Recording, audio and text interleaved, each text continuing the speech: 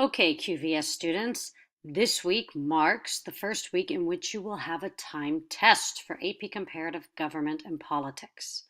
That means that you will be taking tests that resemble the AP exam.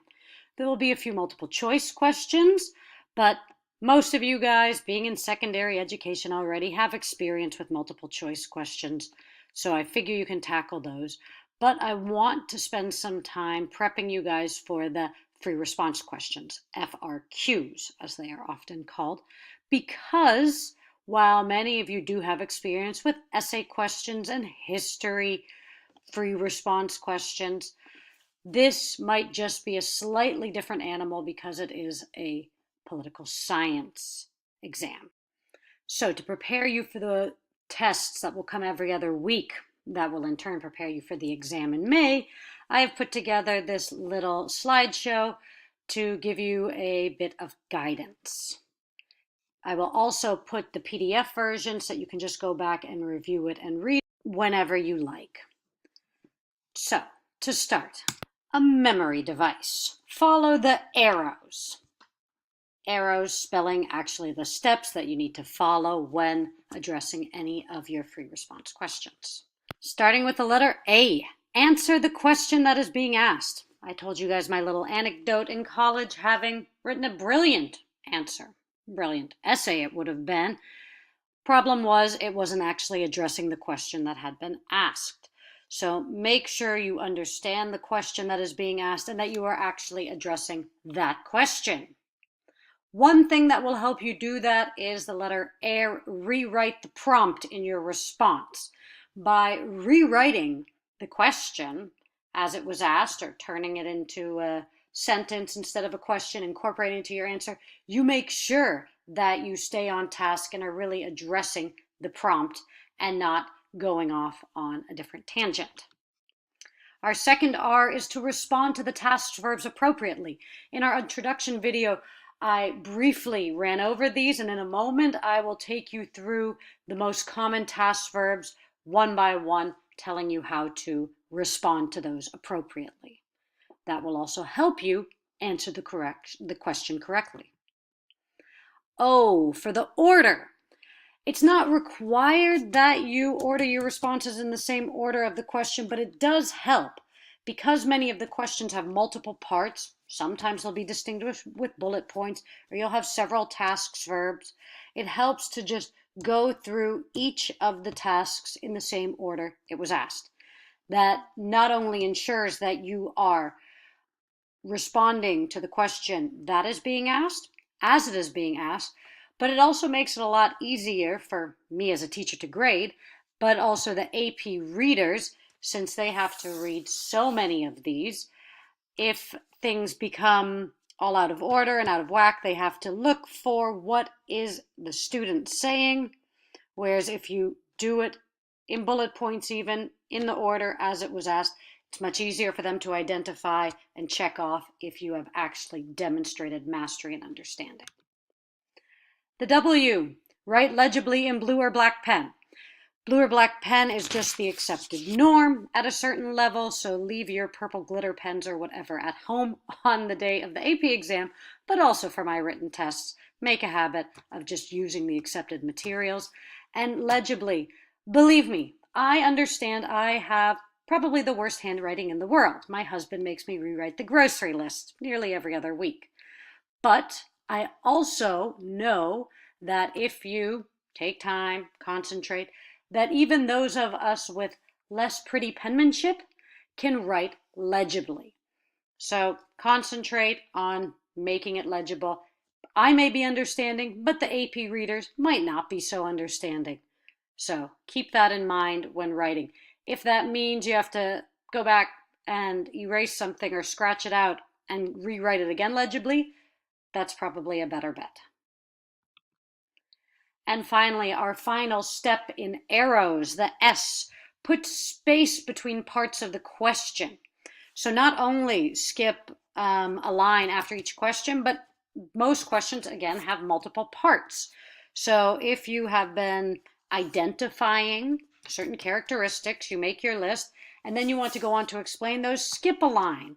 This helps make it easier again for the exam reader to identify which parts of the questions you have addressed. It keeps it clear and more legible to read in general, for me and for your AP exam readers. And also for you, when you go back to check your work, you can sort of check off, oh, did I address that? Yes. And because of the space between the parts of the question, it's easier to see what you have and have not done. Now, right now, I would like to go to that second R and respond to the task verbs appropriately and go through some of the most common task verbs with you. The easiest probably is identify or list. This is simply asking you to enumerate or number, list some factors or characteristics. Might even just be one, it might be three, it might be five. Give the number of characteristics or factors asked for. You can use bullet points or numbers, but there is no need for a causal explanation.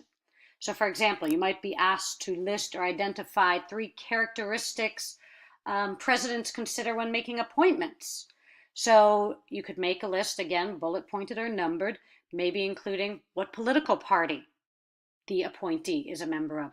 What is the race or gender of the appointees if they have to meet specific quota, and so on and so forth. No explanation needed, just you would say political party, race, gender. Another common task verb that you are often asked to do, and especially in the beginning, I'll be hammering on these with you guys, is define. Give a definition. What is the meaning of a word or concept? Examples may help demonstrate your understanding of the definition, but they're not typically required. You might, though, be instructed to note the significance of a certain term as part of the definition. So why is it an important definition? Then descriptions. Descriptions go a little bit deeper than a simple definition because it involves providing a depiction or a portrayal of a phenomenon or its most important significant characteristics. So I sometimes like to say use words to paint a picture for the reader. You are often addressing the what question. So for example, if you are asked to describe reasons for the decline in voter turnout, you have to do more than simply list the facts. You must actually describe the reasons. So you may explain that the expansion of suffrage led to a decline in overall voter turnout because once voting was made more available to more individuals, the overall percentage of the voting declined. So it's not just enough to say suffrage led to the decline, but explain why while describing this phenomenon. So describing is more in-depth. It's almost a combination of identifying and defining with some explanation. Then to discuss, and it may seem kind of silly to have a discussion all by yourself, but when asked to discuss a concept or a phenomenon, you are generally asked to talk about the relationships between different concepts or phenomena. So you have to go a bit more in depth. Identifying, describing, and explaining are some of the tasks that might be involved in a discussion. You might even have to portray 2 sides of an issue. Basically going in depth, showing what you know and understand about a concept. Then explaining will be a common one. Explanation involves showing your understanding of possible relationships between phenomena. So you should identify and discuss logical connections and patterns that exist between or amongst various political phenomena. This also shows then your understanding of the whole when you can show these connections and patterns. Comparing and contrasting, something you've been doing throughout your career in school probably, where you have to make connections now between certain concepts, events, occurrences, or maybe countries. Remember, when you are asked to compare, you are asked to identify those things that are similar between the concepts. You see here a Venn diagram. You will be making them for me as well. Do not make the Venn diagram in the exam itself, but if you make the Venn diagram either in your notes or in your head, take whatever would be in the middle in the similarities when you are asked to compare. So what is the same, or how do two countries' systems resemble each other? If you are asked to contrast, then you are noting the specific differences based on what the question is looking for. Again, not drawing the Venn diagram itself, but saying, now, as opposed to Britain, China shows these characteristics. Or, while liberals believe this, socialists, on the other hand, believe that. Evaluate and assess. This involves considering how well something meets a certain standard and generally requires you to formulate a thesis. Now, you've written essays probably in which you have to formulate a thesis, your central point. What are you trying to convince the reader of? Oftentimes, these questions will come with certain criteria determined by the exam maker. But if there are no criteria given, then you need to clearly state which criteria you are choosing to employ. Specific examples should be implied to the criteria in order to support your thesis. So you need to make connections between the thesis that you start with using argumentation supported by evidence. You can see it almost as a mini essay, although you don't necessarily have to maintain a paragraph format. And finally, analysis. This is something we'll be doing throughout the program, but a question that asks you to analyze basically wants you to separate the phenomenon into separate components or characteristics in order to demonstrate understanding of the whole. You need to actually then end up with a specific conclusion that you explain using those components and parts. So you have gathered evidence from different parts and formulated well-reasoned arguments in order to support your analysis in a question that would ask you to analyze. So that should give you a basic idea of how to deal with the free respond question section. Try and employ these as well when you are doing the current events every other week. So responding to the task verbs as demonstrated here, and responding to the entire current event assignment using the arrows principle. So remember arrows. A stands for answer the question. R, rewrite the prompt in your response.